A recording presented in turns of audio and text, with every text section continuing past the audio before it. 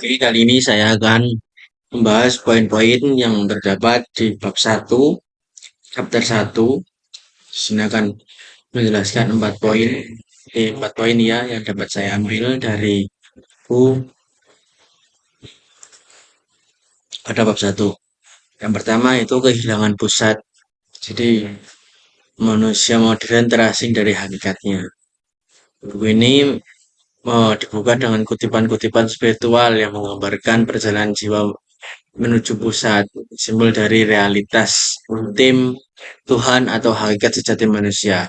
Manusia digambarkan telah melupakan pusat ini dan hidup di pinggiran roda eksistensinya, yakni dunia luar yang dangkal, terfragmentasi, dan eksternal. Nah, dalam konsep ini, pusat merujuk pada hakikat spiritual terdalam manusia, tempat kehadiran ilahi. Sedangkan pinggiran adalah dunia eksternal, material, dan tereksternalisasi yang menjadi fokus utama manusia modern. Kedua, krisis dunia modern dan amnesia eksistensial. Buku ini atau teks ini menyoroti bahwa kehancuran lingkungan, kekacauan sosial, dan krisis spiritual adalah akibat dari amnesia manusia terhadap siapa dirinya sebenarnya. Dalam semangat Faustian, manusia modern telah menukar jiwanya dan menguasai alam, namun yang terjadi adalah kehancuran yang merembet kembali pada dirinya sendiri. Manusia menjadi korban dari teknologi yang ia ciptakan. Itu poin yang dapat diambil dari krisis dunia modern dan amnesia eksistensial. Kemudian pengetahuan yang dikembangkan bersifat kuantitatif, terpisah dari makna batin atau esensial. Dan yang terakhir, kehidupan tanpa cakrawala spiritual membawa kehampaan dan alienasi.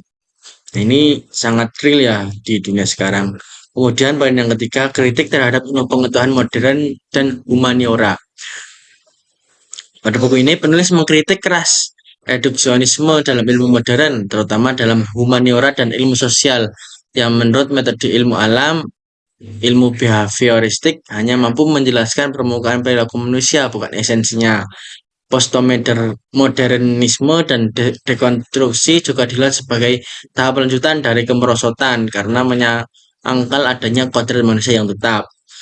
Kemudian ada pengumpulan data tanpa makna adalah kesalahan peradaban modern yang fatal, mengetahui ombak tanpa tidak pernah melihat laut. Visi tradisional atau jalan kembali ke pusat. Menurut pandangan metafisika Islam, realitas tertinggi adalah Tuhan, yaitu yang awal dan akhir, yang lahir dan batin. Manusia yang sadar mampu melihat keterhubungan antara yang lahir dan yang batin. Ia melihat manifestasi ilahi dalam segala sesuatu, termasuk dalam ilmu pengetahuan yang tampak terpecah-pecah karena ia memulai dari kesadaran akan pusat. Tanpa kesadaran a priori tentang pusat, semua upaya memahami manusia dari luar akan gagal secara substansional. Sebaliknya, dengan iman dan pengetahuan batin, manusia bisa memahami yang eksternal sebagai pantulan dari yang internal. Oke, kali ini saya akan membahas tentang bab 1, chapter 2 tentang dilema umat Islam masa kini dalam menghadapi dunia modern. Bab ini membahas secara menyeluruh tentang multidimensional yang dihadapi umat Islam kontemporer ketika berhadapan dengan postmodernisasi, sekularisme, dan perubahan zaman yang cepat. Dilema yang timbul tidak hanya bersifat spiritual, tapi juga menyentuh dimensi sosial, budaya, intelektual, pendidikan, hingga politik dan seni. Poin pertama yang akan dibahas itu gambaran umum dilema umat muslim kontemporer. Dibuka dengan mengacu pada prediksi Nabi Muhammad SAW tentang datangnya zaman yang penuh fitnah, di mana manusia saling bertanya tentang petunjuk kenabian terhadap fenomena-fenomena luar biasa. Di antara tanda-tanda tersebut adalah gunung-gunung berpindah dari tempatnya, baik secara harfiah maupun simbolik, menandakan kekacauan besar dan pada tatanan dunia. Poin kedua, fragmentasi internal dalam umat Islam. Umat Islam saat ini hidup dalam konteks global yang sangat kompleks dan beragam. Muncul 5 kelompok utama. Yang pertama yaitu kelompok tradisional yang mempertahankan nilai lama. Kemudian kelompok moderatis yang menyimbangkan nilai tradisional dan modern. Kemudian ada kelompok fundamentalis yang menerapkan ajaran Islam secara literal. Kemudian ada kelompok modernis yang terbuka terhadap nilai barat namun masih mengidentifikasi diri sebagai muslim. Dan kelompok yang terakhir itu sekular liberal yang menjauh dari Islam. Meski kelompok-kelompok terakhir tidak menjadi fokus utama, keseluruhan fragmentasi ini menunjukkan berbagai tingkat tantangan dalam mempertahankan iman di tengah derasnya arus perubahan. Poin ketiga pada chapter 2 yaitu tentang spiritualitas dan ilusi realitas. Modernitas menciptakan dunia semu yang menggabungkan batas antara kenyataan dan ilusi. Hal ini menggoda umat untuk menganggap bahwa dunia fisik yang berubah-ubah adalah satu-satunya realitas, sehingga mengesampingkan realitas spiritual yang sejati. Keimanan umat pun diuji dalam dunia yang menjadikan nilai-nilai Islam tampak ketinggalan zaman. Poin keempat yaitu perbandingan antara Muslim dan masyarakat Barat. Perbedaan paling mendasar adalah keberadaan pusat atau nilai transendental yang masih kuat dalam masyarakat Islam. Berbeda dengan Barat yang telah kehilangan orientasi sakral.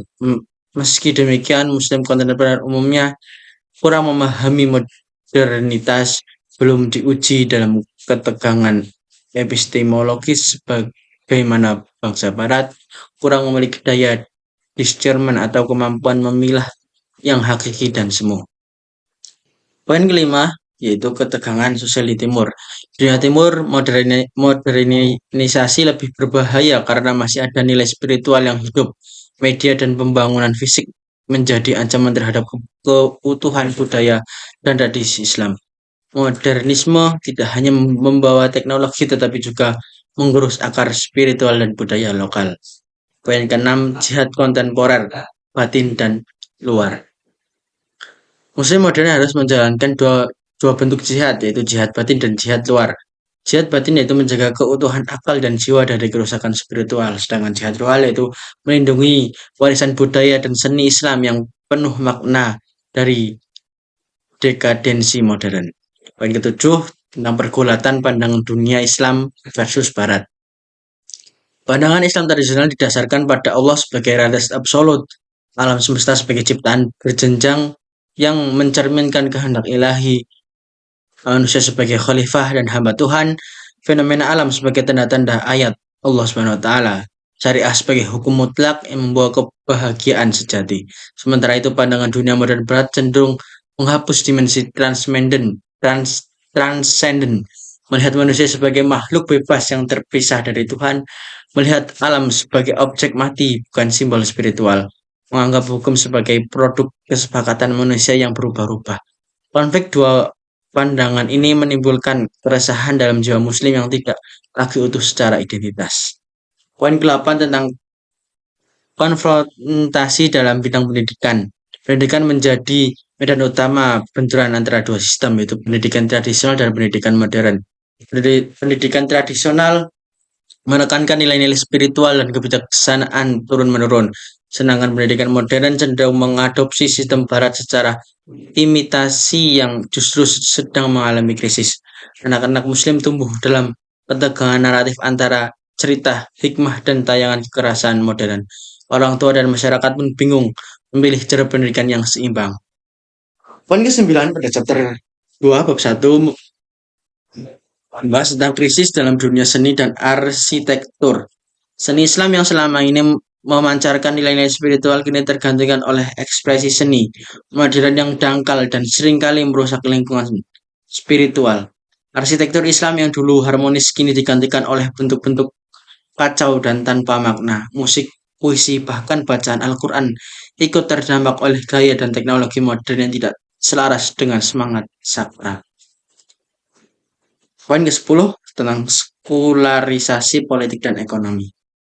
Sekularisasi menjangkiti ranah politik dan ekonomi Islam meskipun ada gerakan untuk mengembalikan nilai Islam, pendekatan yang digunakan sering bercampur dengan ideologi Barat. Akibatnya solusi yang dihasilkan tidak murni bersumber dari prinsip Islam. Poin ke-11 tentang konsep kebebasan Islam versus Barat. Kebebasan dalam Islam hanya bisa dicapai melalui penyempurnaan spiritual, sementara konsep hurriyah modern berasal dari ide barat yang justru memenjara manusia dalam ego individu dalam Islam.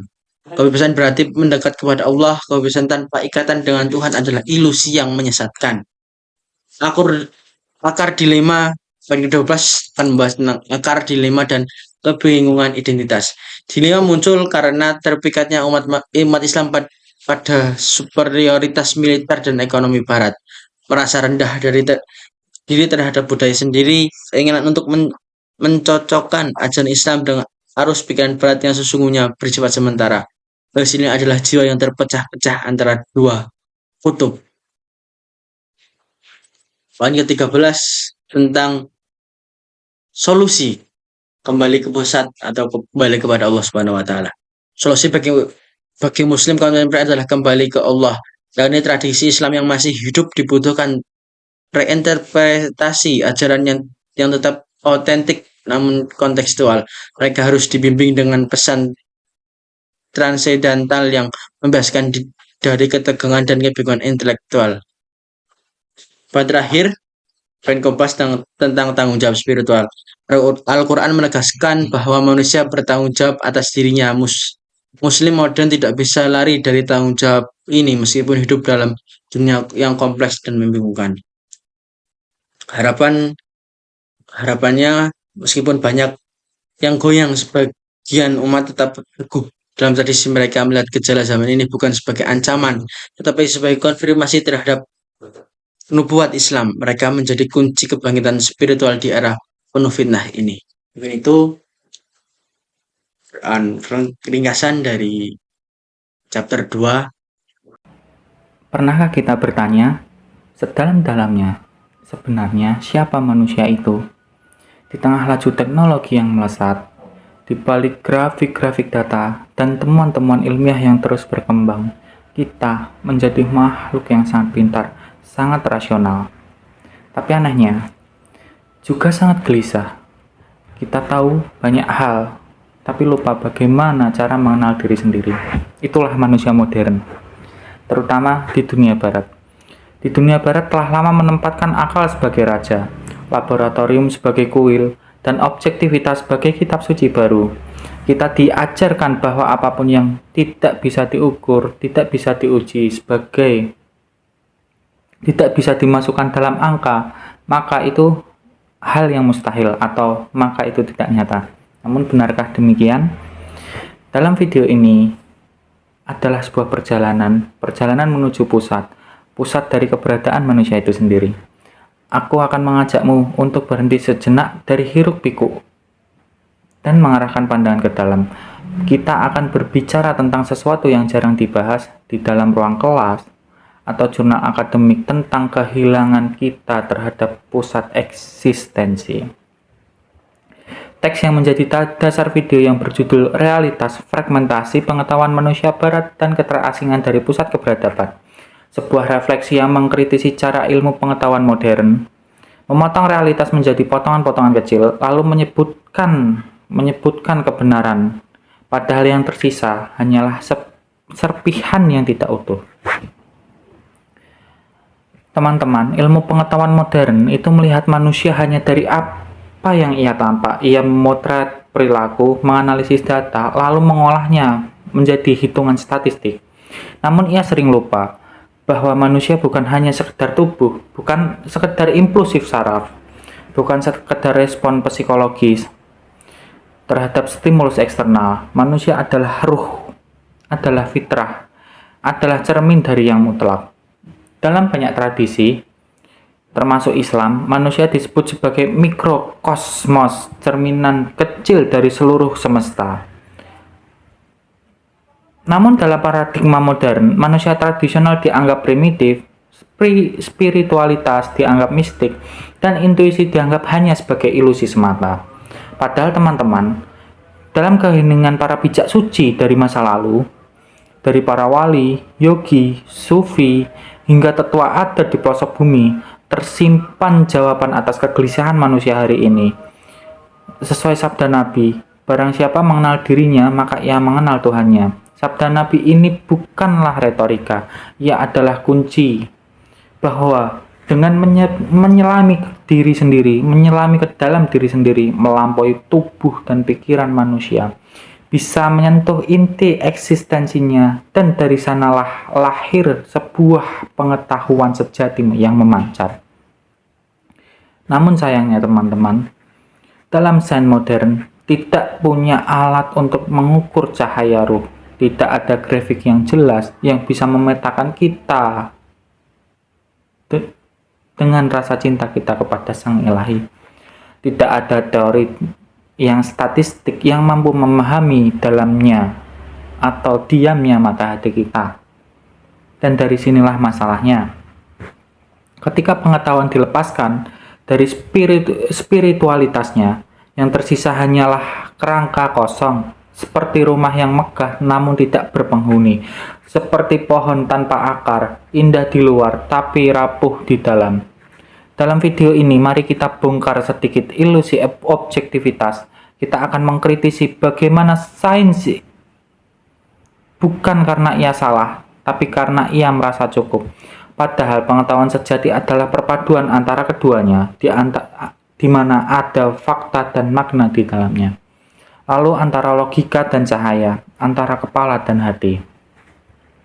Teman-teman, kita akan melihat sejenak tradisi-tradisi tua yang berdiri ribuan tahun. Memahami manusia tidak sebagai makhluk yang statistik, tapi sebagai makhluk yang biasa bersujud, yang bisa bersujud kepada Sang Ilahi, sebagai entitas yang bisa mengalami kehadiran Tuhan dalam dirinya, sebagai penjaga cahaya yang ada di pusat keberadaannya. Dan pada akhirnya, video ini bukan hanya tentang sains atau filsafat. Ini tentang kita, tentang pencarian yang mungkin selama ini kita tak sadari, bahwa semua ilmu, semua pencapaian, semua kecanggihan yang ada akan terasa hampa jika kita tidak tahu kemana arah kita pulang. Maka, marilah bersama-sama masuk ke dalam, kita selami kembali, menuju pusat yang tak terlupakan. Pusat yang telah lama diabaikan, menyusuri serpihan makna yang tercecer di sepanjang sejarah, dan mungkin menemukan kembali jati dirinya, dan menemukan diri kita yang sejati. Dan kini setelah semua kata telah terucap, setelah kita menelusuri bagaimana sains modern memandang manusia dari kejauhan, mungkin sudah saatnya kita bertanya pada diri kita, apakah kita benar-benar mengenali diri kita sendiri? Kita telah hidup di era di mana informasi mudah didapat, di mana pengetahuan begitu mudah diakses, namun semakin jarang menyentuh hati. Kita tahu segalanya. Kita tahu segalanya tentang dunia, tentang teknologi, bahkan tentang luar angkasa dan dalamnya samudra. Namun teman-teman, berapa banyak dari kita yang mengenal diri kita sendiri? Kita sibuk di luar, kita sibuk mencari di luar, padahal rumah kita yang sejati berada di dalam, berada di pusat, di tempat yang sunyi, tapi penuh cahaya, di mana ruh yang berbisik dan makna bermula. Dalam dunia yang semakin menepikan nilai-nilai batin, kita butuh lebih dari sekedar gelar dan tata. Kita butuh kearifan, kita butuh kedalaman, kita butuh jalan pulang. Sebagaimana yang dikatakan dalam tradisi Sufi, yang paling jauh dari manusia bukanlah langit atau bintang, bukanlah dalamnya samudra, tapi dirinya sendiri. Maka jika hari ini teman-teman merasa terasing, gelisah atau hampa, mungkin yang hilang bukan jawaban, melainkan arah teman-teman menyelami diri sendiri. Video ini bukan untuk menghakimi, tapi mengingatkan bahwa ada warisan pengetahuan tua yang tak lekang oleh zaman. Ada hikmah yang diamnya manusia tradisional dalam tangis seorang sufi, di mata tertutup seorang yogi, dalam bait-bait puisi tentang Tuhan. Dan mungkin ilmu pengetahuan tidak harus ditinggalkan, hanya perlu disucikan, diarahkan kembali menuju pusat dari segala pusat. Terima kasih sudah berjalan bersamaku sejauh ini. Semoga video ini bukan sekedar tontonan, tapi perenungan. Dan jika beruntung, mungkin jadi titik awal perjalanan kita untuk kembali mengenal diri sendiri. Dan pada akhirnya kita sampai kepada Tuhan kita. Sampai jumpa di perjalanan berikutnya. Halo teman-teman, di video kali ini saya akan menjelaskan mengenai materi yang ada di chapter 3. Saya akan menjelaskan ringkasan yang ada di chapter 3. Jadi di chapter 3 itu ada menjelaskan mengenai apa itu hakikat manusia. Jadi hakikat manusia adalah inti atau esensi terdalam yang membedakan manusia dari makhluk lain. Esensi ini adalah sifat dasar yang tetap ada meskipun penampilan fisik kita berubah. Dengan memahami hakikat manusia, kita bisa melihat makna terdalam dari keberadaan kita, bukan hanya dari penampilan luar saja. Kemudian di chapter 3 juga membahas mengenai pendekatan memahami hakikat manusia. Jadi ada beberapa pendekatan untuk memahami hakikat manusia, mulai dari filsafat, ilmu pengetahuan, hingga agama. Misalnya, dalam filsafat Islam, manusia dianggap sebagai makhluk Dwitunggal yang terdiri dari jasmani maksudnya fisik dan rohani maksudnya jiwa. Unsur seperti ruh, hati, akal, dan nafsu sangat menentukan perilaku dan pemikiran kita. Sementara itu, filsuf barat seperti Socrates menekankan pentingnya mengenal diri sendiri, dan John Locke memandang manusia sebagai kertas kosong yang diisi oleh pengalaman hidup. Kemudian di chapter 3 juga membahas mengenai manusia sebagai makhluk multidimensional. Jadi manusia itu unik karena memiliki banyak dimensi yang saling melengkapi, yaitu yang pertama itu fisik, yaitu berupa tubuh dan kebutuhan jasmani. Kemudian ada psikis, yaitu jiwa, perasaan, dan kehendak. Kemudian ada sosial, yaitu kebutuhan untuk berinteraksi dan hidup bersama orang lain. Kemudian juga ada spiritual, yaitu hubungan dengan Tuhan dan nilai-nilai moral. Kemudian juga ada intelektual, yaitu kemampuan berpikir, belajar, dan menganalisis dunia. Semua dimensi ini harus dikembangkan secara seimbang agar manusia bisa menjadi pribadi yang utuh dan harmonis. Kemudian juga di chapter 3 membahas mengenai pentingnya memahami hakikat manusia.